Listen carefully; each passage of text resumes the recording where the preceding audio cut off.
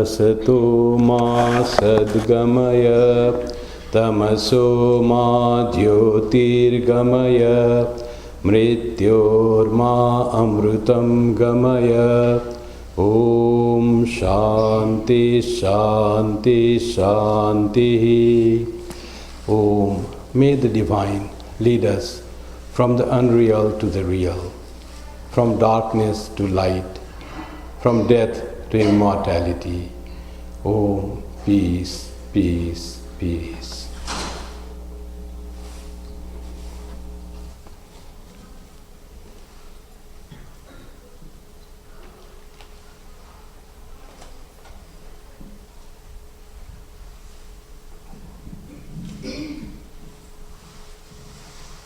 This chanting is composed by a Buddhist monk.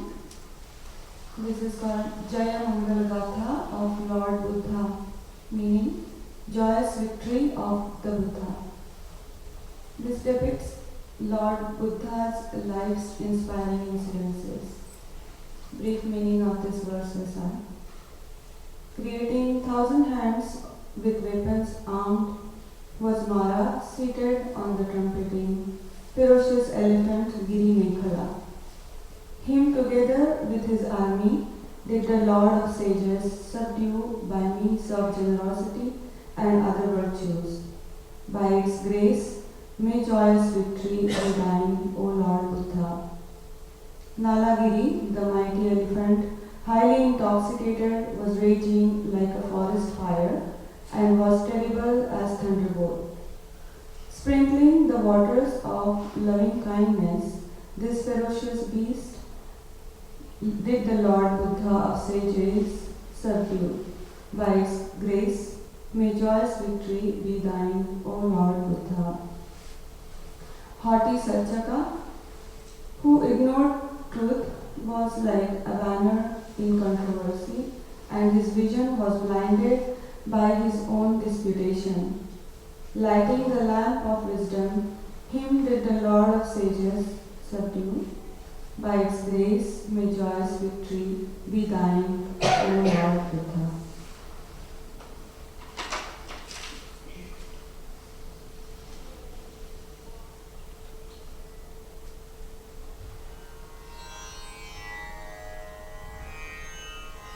Aham sasamabhinimita sadhuyantam girimekhalam muditaghora sasilamaram danadi dhammavidhinam jitavamurindo tam tejasa bhavatu te jaya mangalani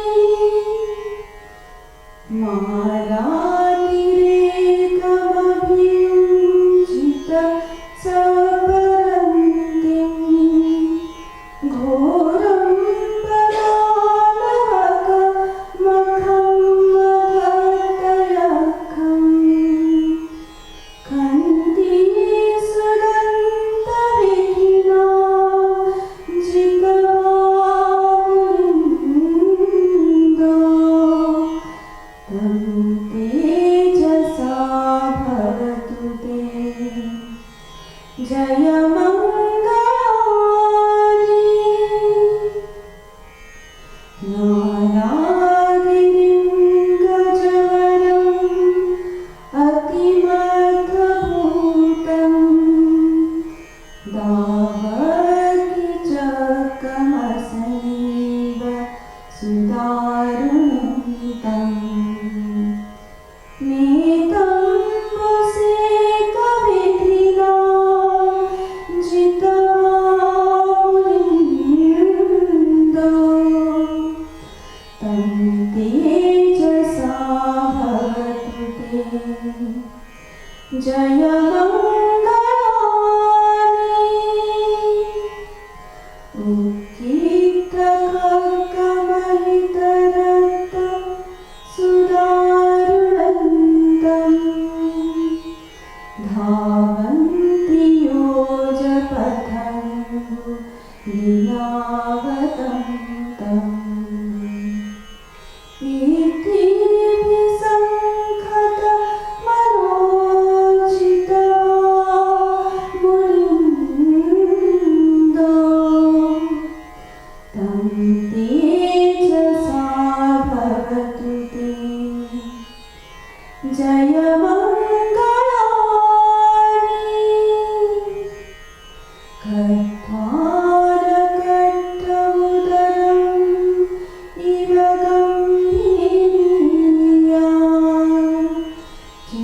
पञ्चाय दुःखवचनं जनकाय मञ्चे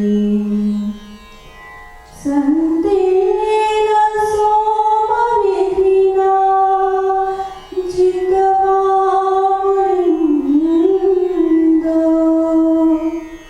तं तेजसा भवतु ते जयमङ्गलानि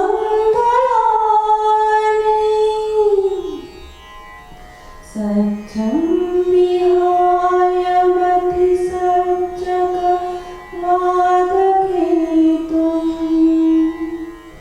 वादाभिरोपितमनं हति अन्धभूतम् पञ्चापदीपचलितो जितवामुलिन्दो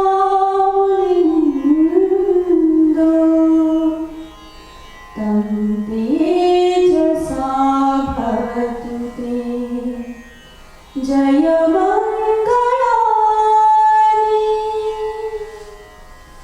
नन्दोपनन्दभुजङ्गं विभूतं महीन्द्रं उत्तेन थेरभुजगेन दमापयन्तु ईर्तुपदेशविधिना जितवामुलिन्दो तं तेजसा भवतु ते जयमङ्गलानि तं तेजसा भवतु ते जयमङ्गलानि तं तेजसा भवतु ते जयमङ्गलानि।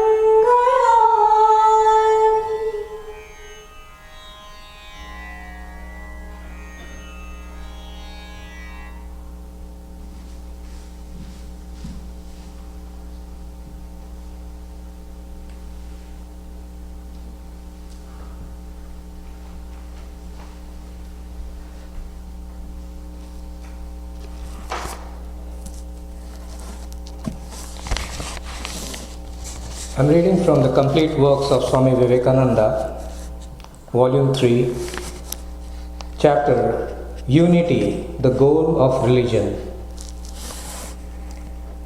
Religion does not live on bread, does not dwell in a house. Again and again, you hear this objection advanced. What good can religion do? Can it take away the poverty of the poor? Supposing it cannot, would that prove the untruth of religion? Suppose a baby stands up among you when you are trying to demonstrate an astronomical theorem and says, "Does it bring gingerbread?" "No, it doesn't," you answer. Then says the baby, "It is useless." Babies judge the whole universe from their own standpoint, that of producing gingerbread, and so do the babies of the world. We must not judge of higher things from a low standpoint. Everything must be judged by its own standard, and the infinite must be judged by the standard of infinity. Religion permeates the whole of man's life, not only the present, but the past, present, and future. It is therefore the eternal relation between the eternal soul and the eternal God. Is it logical to measure its value by its action upon 5 minutes of human life? Certainly not. These are all negative arguments. Now comes the question, can religion really accomplish anything? It can. It brings to man eternal life. It has made man what he is. and will make of these human animals a god. That is what religion can do. Take religion from human society, and what will remain? Nothing but a forest of brutes. Sense happiness is not the goal of humanity. Wisdom, jnana, is the goal of all life. We find that man enjoys his intellect more than an animal enjoys its senses. And we see that man enjoys his spiritual nature even more than his rational nature. So, the highest wisdom must be this spiritual knowledge. With this knowledge will come bliss. All these things of this world are but the shadows, the manifestations in the third or fourth degree of the real knowledge and bliss. One more question. What is the goal? Nowadays it is asserted that man is infinitely progressing forward, and there is no goal of perfection to attain to. Ever approaching, never attaining, whatever that may mean, and however wonderful it may be, it is absurd on the face of it. Is there any motion in a straight line? A straight line, infinitely projected, becomes a circle. It returns to the starting point. You must end where you begin. And as you began in God, you must go back to God. What remains? Detailed work. Through eternity, you have to do the detailed work. Yet another question. Are we to discover new truths of religion as we go on? Yea and nay. In the first place, we cannot know anything more of religion. It has all been known. In all religions of the world, you will find it claimed that there is a unity within us. Being one with divinity, there cannot be any further progress in that sense. Knowledge means finding this unity. I see you as men and women, and this whole thing as a variety. It becomes scientific knowledge when I group you together and call you human beings. Take the science of chemistry for instance. Chemists are seeking to resolve all known substances into their original elements, and if possible, to find the one element from which all these are derived. The time may come when they will find one element that is the source of all other elements. Reaching that, they can go no further. The science of chemistry will have become perfect. So exactly it is with the religion of science or science of religion. If we can discover this perfect unity, there cannot be any further progress. Yes. No time for short period of meditation.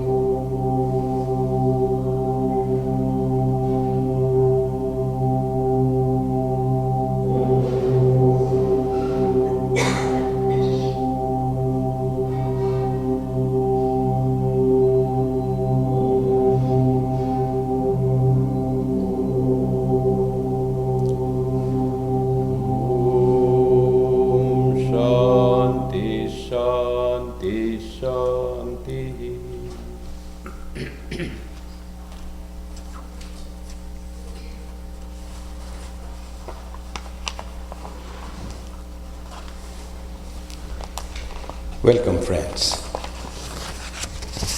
Today's talk is entitled The Buddha and His Teachings.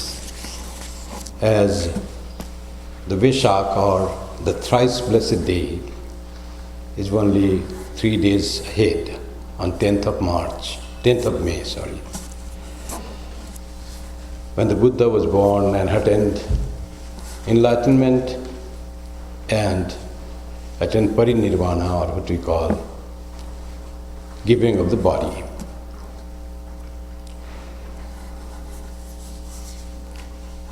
We all know that Buddha was born many years ago, the first historical spiritual person which has so much influence in the world.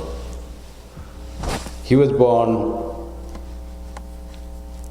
in BC 560 and lived for about 80 years and died in BC 480.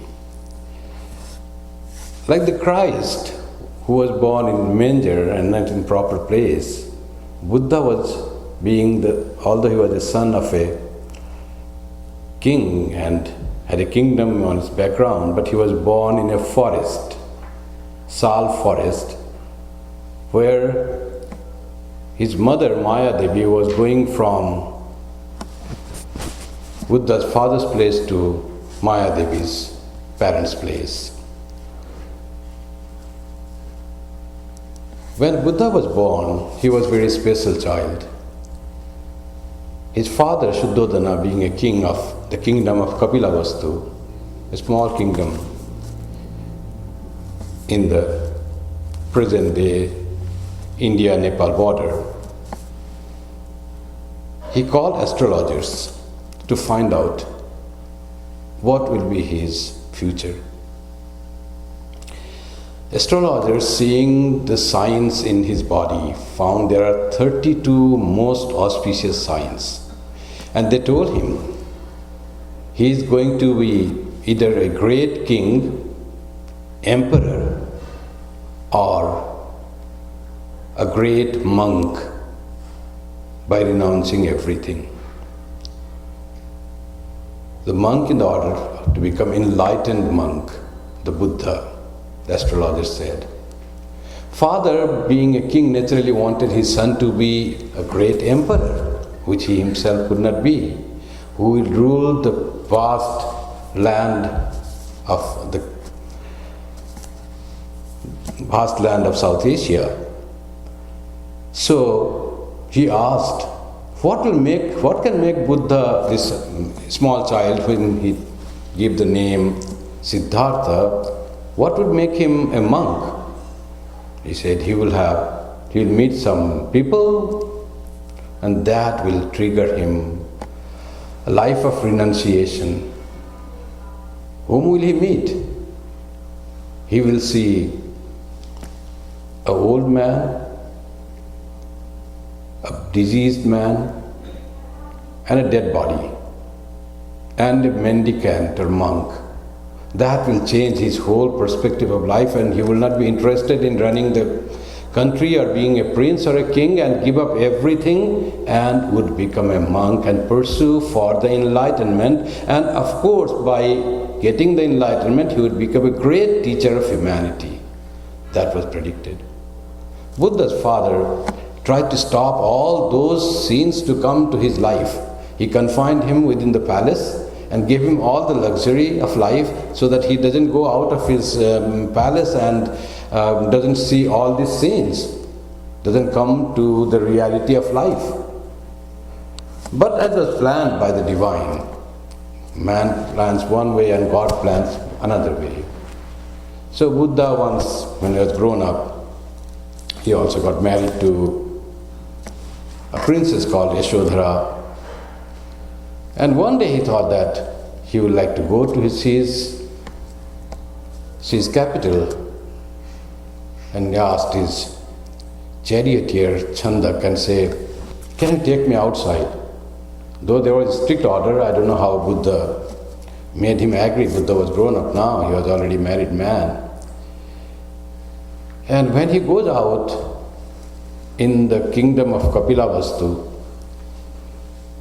he meets on the first day, as the story goes, he meets an old man whom he had never seen and asks the Chandaka, the charioteer, what is this? Why he is walking that way?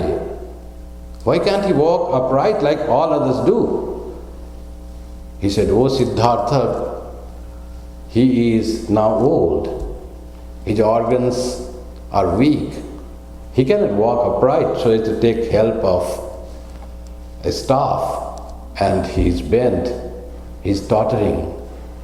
See, that happens to everyone. Yes, old age will come if we live longer, and we have to pass through these. It is not very suffering, painful. Yes, it is painful. There is a lot of pain and aches when you become old, but that one has to go through. He was saddened. Buddha was saddened, came back. Next day he finds a diseased man suffering, crying on the streets. And the third day something was being carried in the kingdom, and says, "What the people are carrying on 4 shoulders, 4 people carrying?" He said, "Oh, it's a dead body." "Oh, what is dead body?" "Oh, people die." "Oh, people die. That means I will die. That means Yasodhara will die. That means everyone will die. Then what remains after death? Then we all are separated. This what I am living and seeing is not permanent. It's not forever. It will change and people will die. So it must be a great suffering to die, to be separated from the near and dear ones, from the loved ones." Chandak said, "Yes, my lord, it is painful." And Buddha was very hurt and started thinking deep. Is there a way out to get rid of the suffering of the world, suffering of disease, old age and death and other sufferings? And next day he goes again with Chandak and finds one man seemed to be very happy, wearing a different type of clothes which others don't wear, like orange clothes. And he seemed to be very serene and calm and had no any worries. His face seemed to be very shining. Buddha asked his charioteer Chandak, "Why this man is different from others of my kingdom? Who is he? And why he seems to be so peaceful and happy?" Chandak says, "He is a monk and he has given up all attachments to the world. And he is really free and happy and peaceful." Buddha said, "Oh, there is the way out." Then Buddha wants to find out, not only becoming happy for himself, but he wants to find out the solution for happiness for the whole world.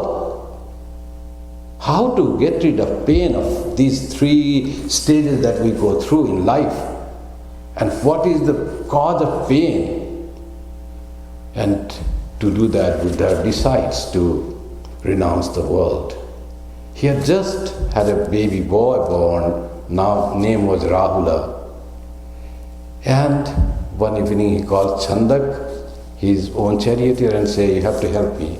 I want to renounce the world. I want to renounce my kingdom and my wife and my son and my parents. And I want to go in the pursuit of search for the truth, to become free from suffering in this world." He said, "You don't divulge this, and you take me to the forest where I can find knowledge, where I can be free from all this suffering and find a way out."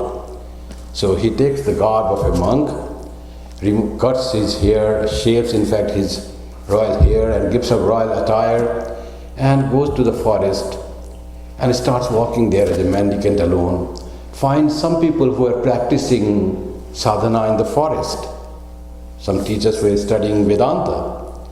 And there he arrives and tries to find the truth, but he was unable to get it. Then he gives, first his teacher was Alamo Kalamo was his teacher, a hermit, was his first teacher. He studied there Vedanta, but could not reach the goal, could not find that peace that he was searching, could not find a way out of to take the humanity out of suffering, goes to another teacher, and his name was Uddako Ramputto. There also he practices but didn't achieve the goal. Then he said, this way I won't do. Then he said, I have to find the way by myself. Goes to deeper in the forest, in the place called Uruvilu. This Uruvila forest is now Buddha Gaya or Bodh Gaya, where Buddha had attained the realization called Nirvana.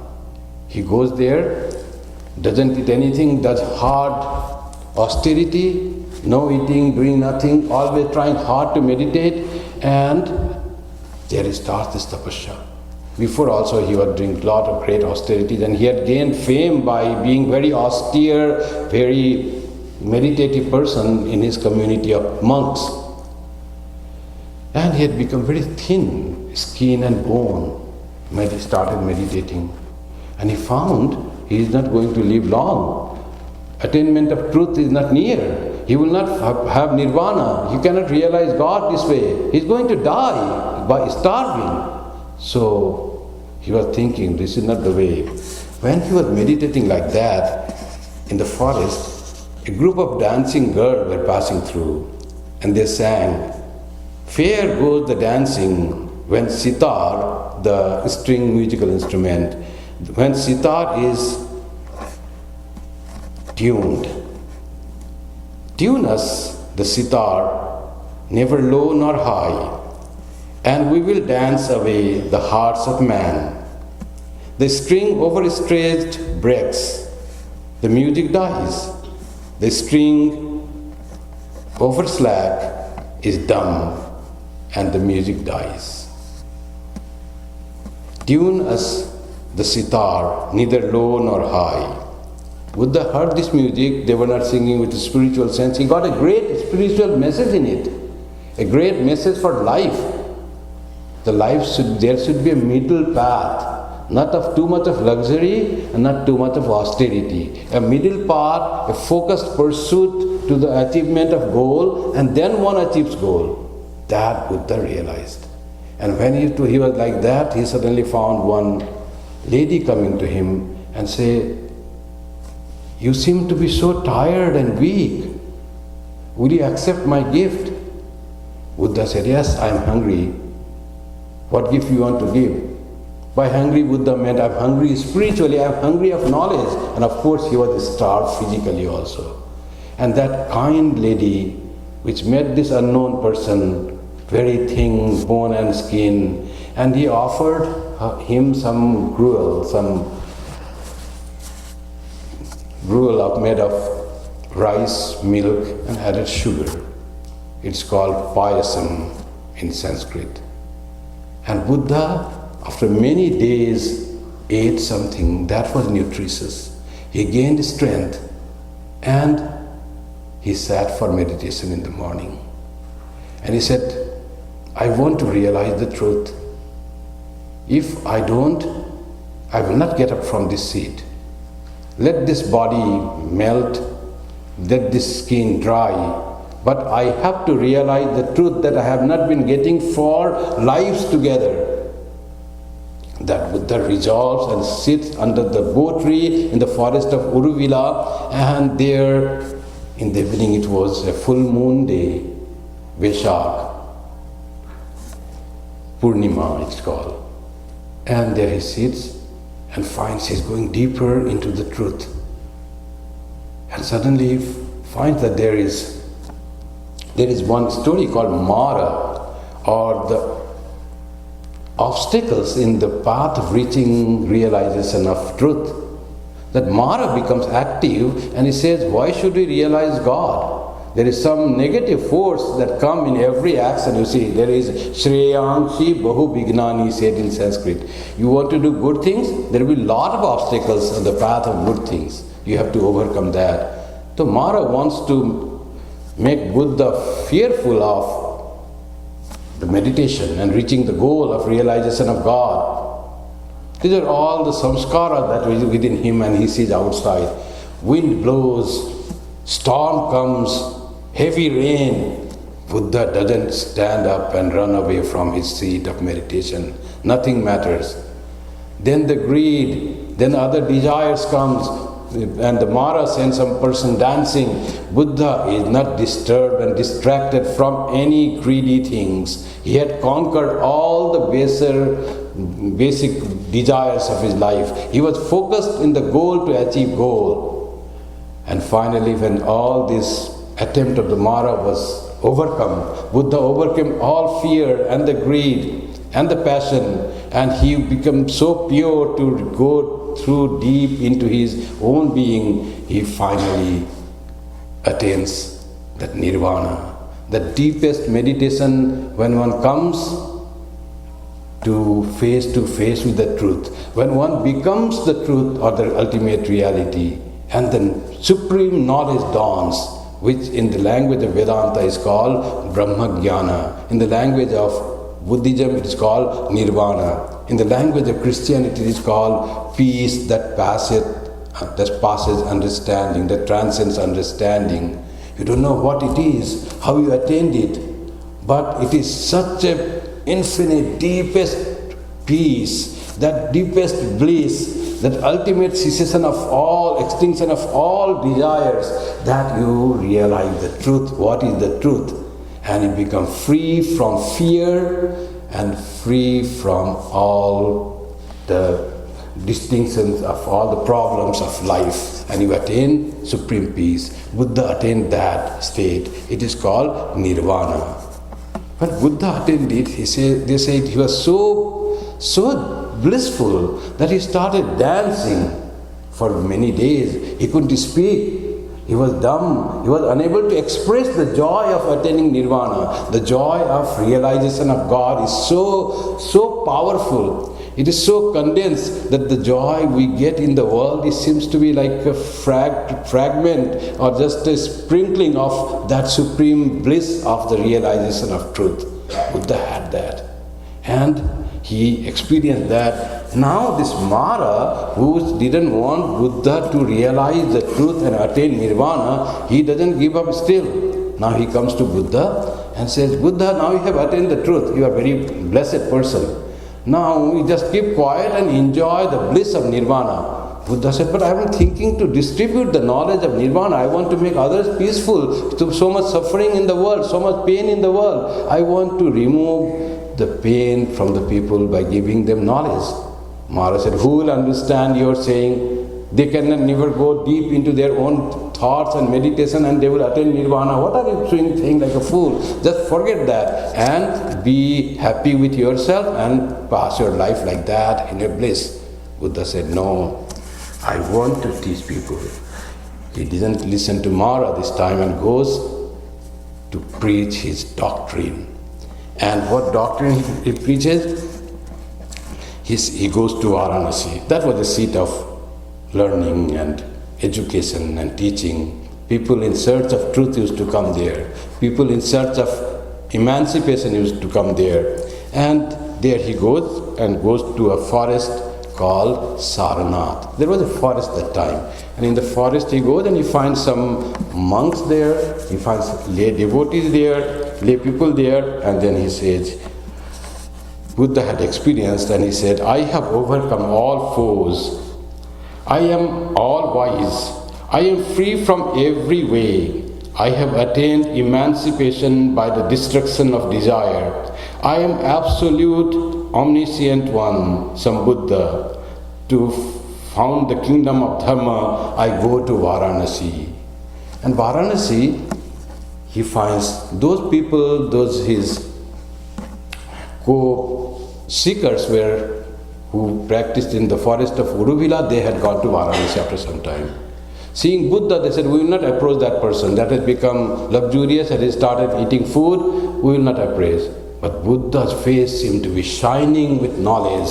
It is described in the Vedas that when one has realized the truth, His face shines like so different from other person. So serene, peaceful, glorious, shining becomes the face. That is quite distinct from the common man. It happens because of the purity that he attains in the process of attaining the knowledge and knows the truth. He becomes so fearless, so careless, so blissful that it is all reflected in his face. They saw the face of this Siddhartha and they said, he is now different. He has realized truth. He has realized God. So they approach him and Buddha says, this is the way to truth. And what he preaches there, he goes to Deer Park and preaches the doctrine to all.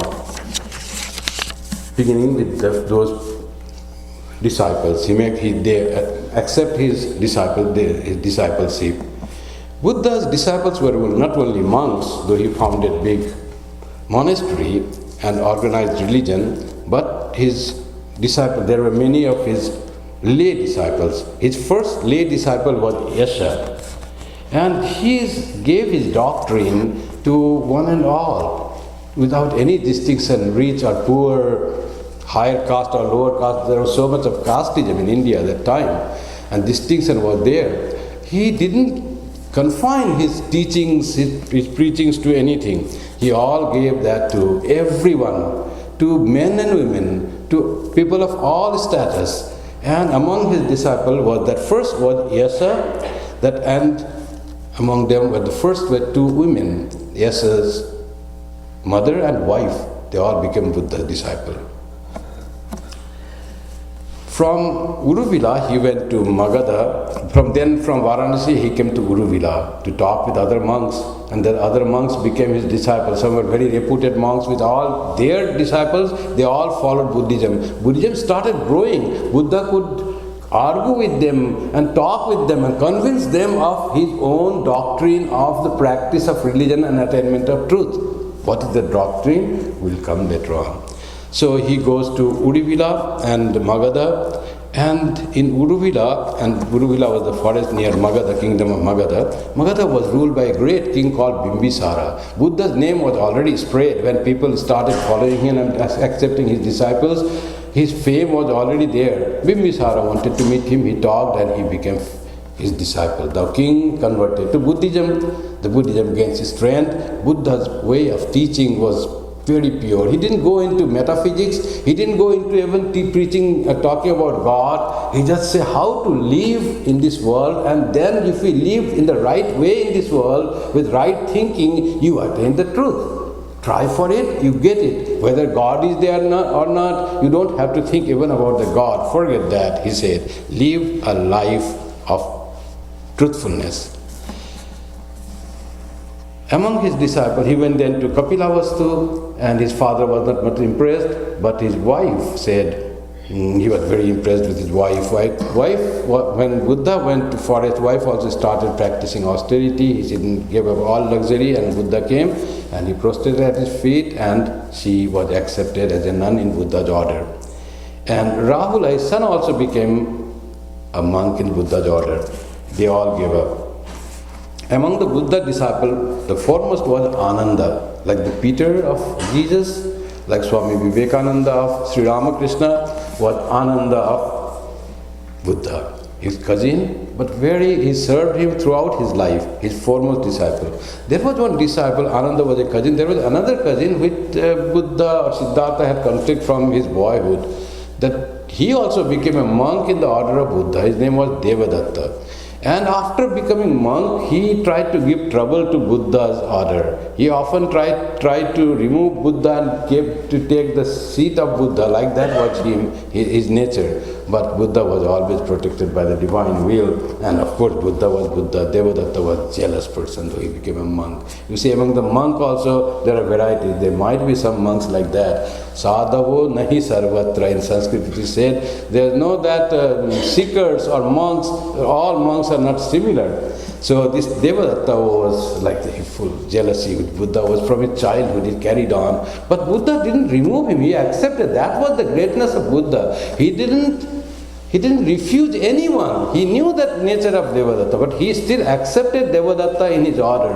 With the strength of his knowledge and his knowledge of power of organizing the community of monks, he knew that nothing could happen to him. Devadatta might try, opposition is always there.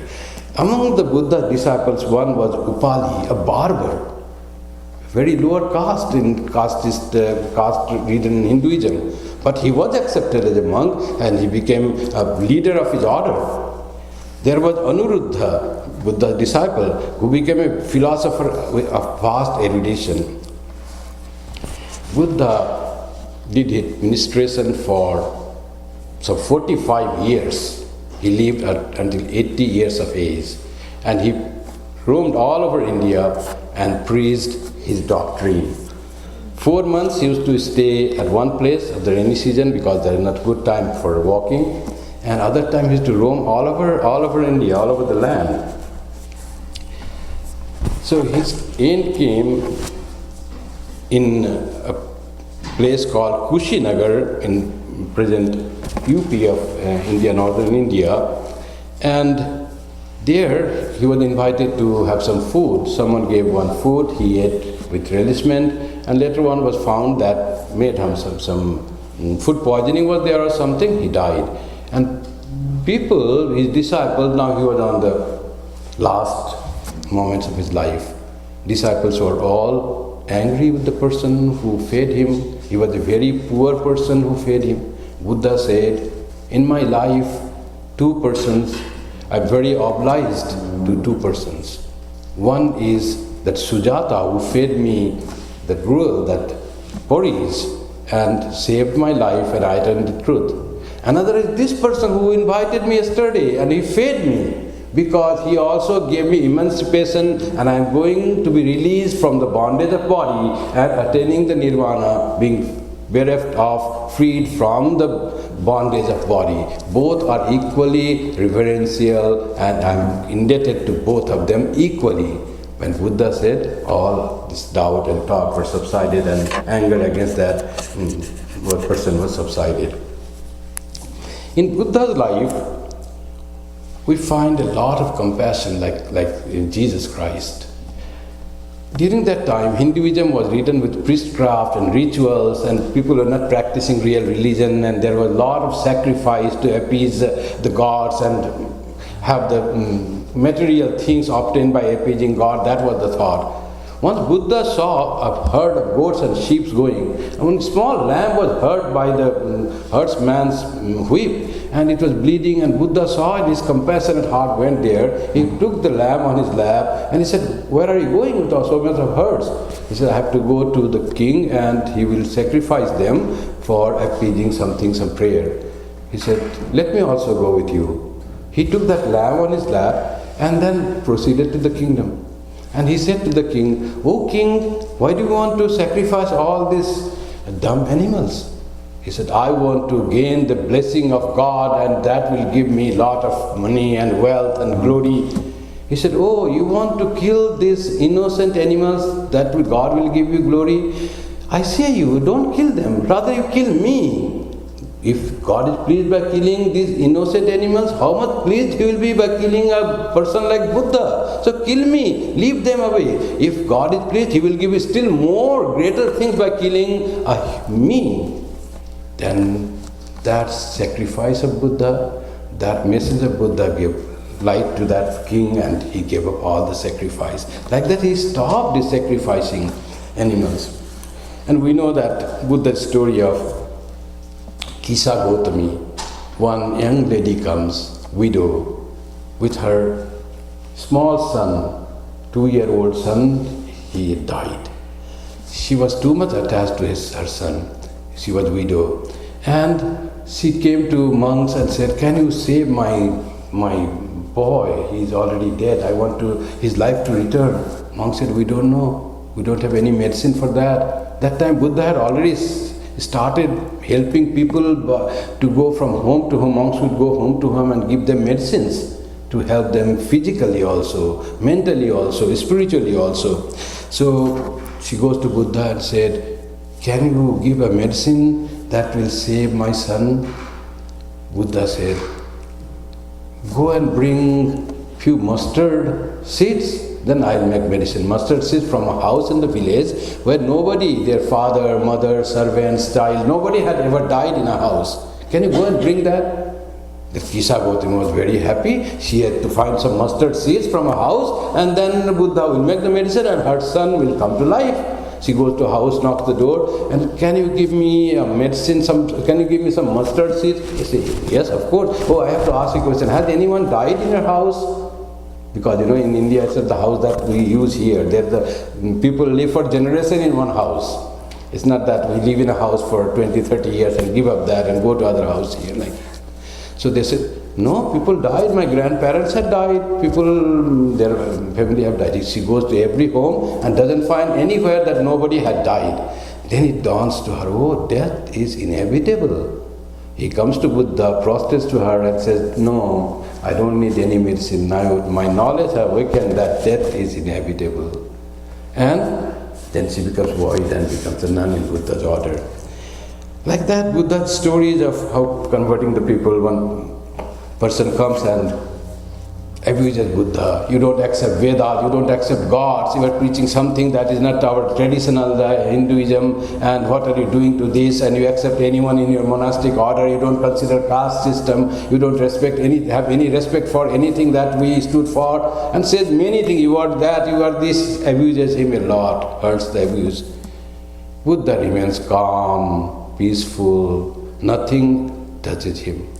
And then that man was surprised and he asked, I said so many abusive words to you, but you have no reaction. He said, you abused me, you heard me all the abusive words, but I didn't accept any of those. Suppose you take some of your wealth and want to keep it to some other place when you're going for pilgrimage, and that person refuses to keep that your ornaments and wealth, what will happen to those? He says, why? If he doesn't accept, that will go to the person who had brought. He will take it back. So I didn't accept any of your abuse. That will you please take back with you. All goes back to you. I am not touched with your that thing. I am untouched with all you said. That much strength of mind when one tries to insult, and those insultive words doesn't touch the person. What a purity, what a strength of mind. That was Buddha. Buddha said that there are 4 cardinal truths. In this creation, in this life, there is suffering. That all is like a dream and suffering is made by the mind. That is not true. There is suffering in the world. That is one first cardinal truth. The second cardinal truth is there is the cause of suffering. The third is there is the way out of suffering. So like that 4 truths are there. And the fourth one is the way out of the suffering is to practice 8-fold path. Noble 8-fold path. If you practice this, the suffering will not come to you. You can get rid of suffering from this life. And for that, what will be done? You have to have right opinion, wholesome opinion of the thing. What you see, don't try to judge at the time. Try to figure out all surroundings and circumstances and then make the opinion. Make the right resolve. When you resolve for something in the right way, try to practice that. Today you say, I will do that, and then you give up that. Make the right resolve. The third of the 8 noble paths is right speech. When you talk and speak to others, always speak gentle, kind words. Don't hurt others with your words.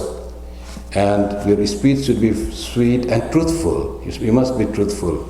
Right conduct. In your daily conduct, it should be the wholesome and right type. You should take the right type of employment. There should be right exertion of physical and mental parts. Then the thoughts should be right. So subtler he goes. All your thoughts should be right and wholesome thoughts, always positive thoughts, always thinking that enables you to attain the truth. And right self-concentration, trying to reach the truth through the right type of concentration, going deep within your own self and attaining that. This 8-fold path you practice, you will be freed from suffering and will attain nirvana, which will give you immense bliss. So for householders, this right conduct is very important. In the right conduct, Buddha said, do not injure, non-violence. Do not injure, not physically only, not by thought, not by even action or words. Do not injure anyone. Do not do anything that others are hurt. Don't hurt others. Do not steal. Do not have greed on the things of others.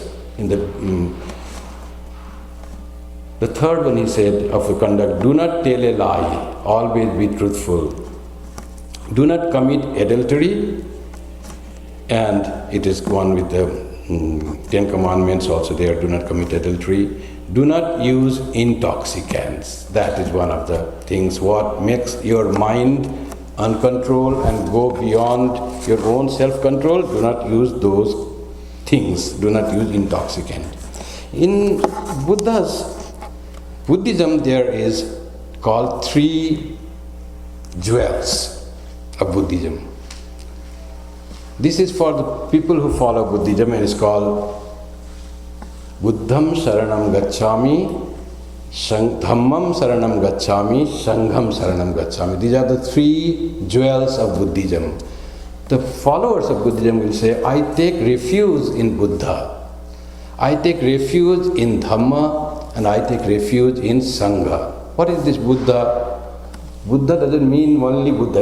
It's for all of us. Whoever seeks the truth or reality, wants to realize God. These 3 jewels are pertinent to all of us. Whether you accept Buddha as your ideal, or your ideal is Jesus, or your ideal is Ramakrishna, or your ideal is any form of God, any name. These 3 jewels can be practiced by any followers of spirituality. Then the Buddha, for the person who worships Jesus or Ramakrishna, that ideal takes the form of Buddha, because the Buddha is the one who can inspire you, guide you, and taking refuge in him, surrendering to him or her, whatever form of God, you get the protection and you find that there is the guidance. You become free from worries that there is someone to take my care. It is dependence in God is being freed from all worries and anxieties and tensions. That is the surrender to Buddha, or surrender to element being, or surrender to God, or surrender to the truth. Then surrender to Dhamma, Dhammam Saranam Gacchami, is the surrender to the path of spiritual practice. Whatever is taught us, how to realize the truth, how to live happily in the world, either the Buddha way or any way that our idea has said to us, we stick to that and surrender to that, knowing that if I practice these teachings, it will lead me to the ultimate bliss, ultimate goal. That is the surrender to Dhamma. And surrender to Sangha, Sangha is the order of Buddha.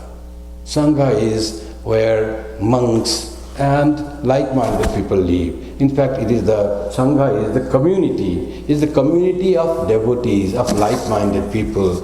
That also surrender. You become a part of the community where you all practice in the same way and you have the same goal. In the Sangha also, in the community, there will be difference of opinion, there will be difference of thought, there will be friction of idea. But we all are trying to proceed towards the goal where there is higher, attainable something higher, that more than that what this world can give. More than that, and finally getting rid of all the worldliness and realizing the spiritual truth, which gives us freedom from fear and freedom from worries and anxieties.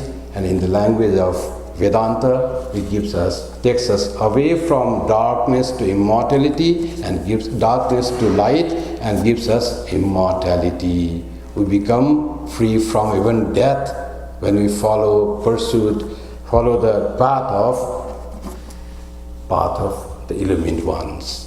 If what Jesus told us, what Sri Ramakrishna told us, what Buddha told us, if we follow that, we live very happily and peacefully in this world, and finally we attain the bliss of emancipation of this existential, temporary, changing existential world, and we attain the bliss of unity with the Supreme Truth, which is called God or Brahman or the nirvana. With these words, I conclude. Thank you very much.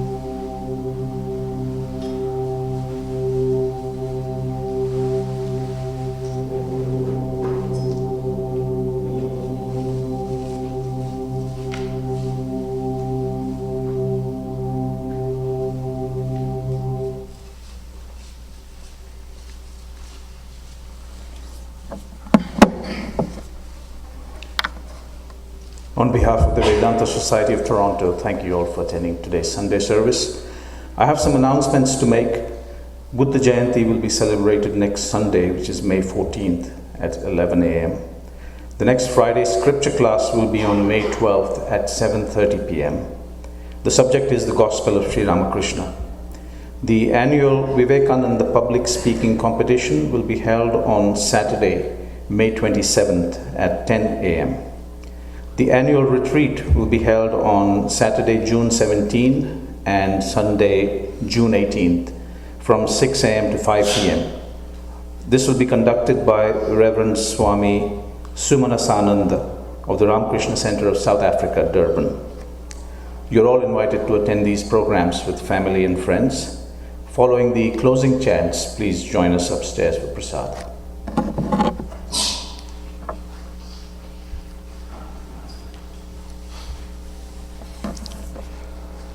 Om Shanti Shanti Shanti Harihi Om Tat Sat Sri Ramakrishna Arpanamastu. Jai Shri Guru Maharaj Ji Ki Jai. Jai Mahamai Ki Jai. Jai Swami Ji Maharaj Ji Ki Jai. Jai Ganga Mai Ki Jai. Jai Bhagavan Buddha Ki Jai. Jai Isha Musha Ki Jai. Sarvastaratu Durgani Sarvo Bhadrani Pashyatu Sarvasad Buddhimapnotu Sarvas Sarvatra Nandatu. Hari Om Tat Sat. May all be freed from dangers. May all realize what is good. May all be actuated by noble thoughts. May all rejoice everywhere. Om, peace, peace, peace be unto us all.